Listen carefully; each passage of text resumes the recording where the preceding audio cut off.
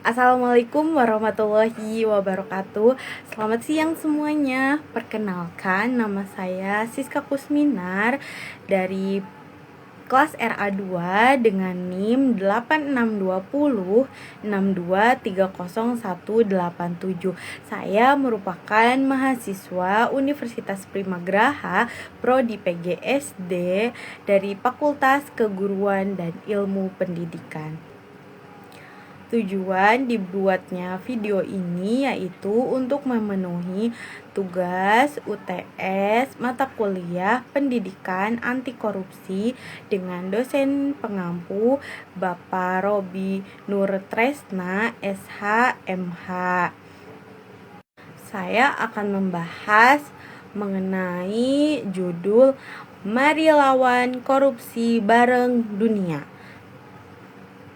Halo semuanya, pernah gak sih kalian mikir, kenapa sih kalau ada koruptor beritanya sering bilang mereka kabur ke luar negeri atau duitnya disimpan di bank di negara antah berentah. Nah, hari ini kita akan bahas Indonesia buat ngejar mereka. Namanya UNCAC. Jangan pusing sama singkatannya. Intinya adalah Gerakan Geng Anti Korupsi Sedunia. Jadi, apa itu UNCAC? Bayangkan, dunia ini punya satu grup WhatsApp raksasa yang isinya negara-negara di seluruh bumi. Mereka bikin janji suci. Kalau ada yang maling uang rakyat di negara kamu terus kabur ke tempatku, aku bakal bantu tangkap ya. Nah, janji itu dituangkan dalam dokumen yang namanya UNCAC. Bukan cuma soal teori, tapi panduan lengkap mulai dari cara nangkep, cara nyegah, sampai gimana cara balikin duitnya. Mungkin kita bertanya-tanya, emang kita nggak bisa ya nangkep sendiri? Masalahnya gini ya teman-teman, koruptor itu pinter. Mereka tahu kalau hukum kita cuman berlaku di Indonesia.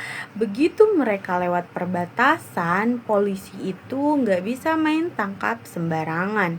Korupsi itu sekarang jadi extraordinary crime alias kejahatan luar biasa karena sifatnya yang lintas negara.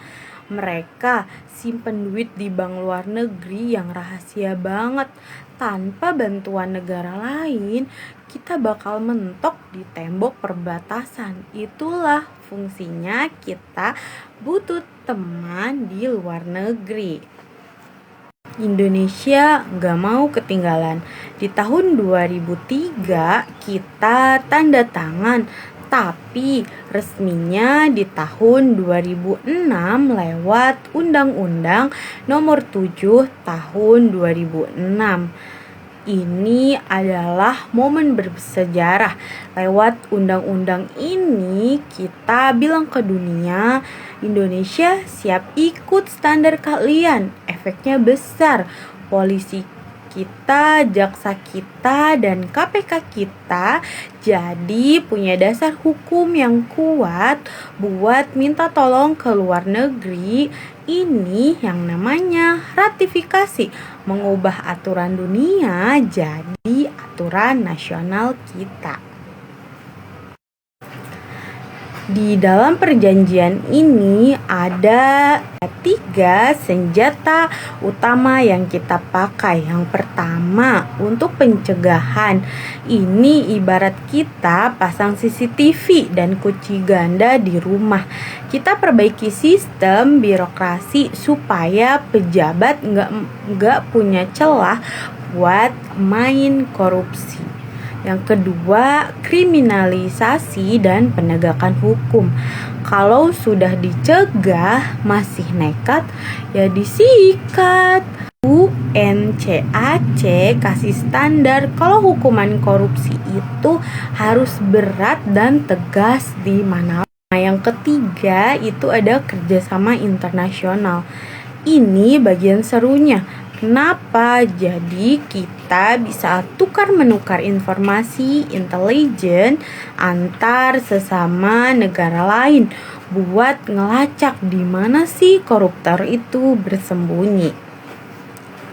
Nah, kemudian ada aset recovery. Ini poin paling keren dari UNCAC.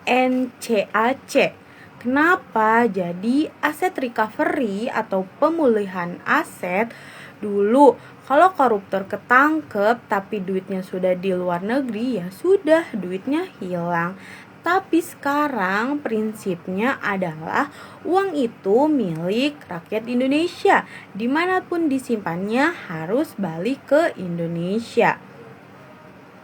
Duit itu kalau balik bisa buat apa? Yang pertama bisa buat bangun jembatan, infrastruktur yang lainnya. Kedua, bisa juga subsidi sekolah atau benerin jalan rusak. Jadi kita nggak cuma mau orangnya masuk penjara, tapi duitnya juga harus pulang. Terus kita yang bukan pejabat bisa apa? Jangan salah teman-teman. Perjuangan ini dimulai dari kita. Yang pertama, kita harus berani jujur. Contohnya, jangan nyontek pas ujian. Jangan kasih uang damai kalau ditilang. Itu merupakan bibit korupsi. Yang kedua, berani lapor.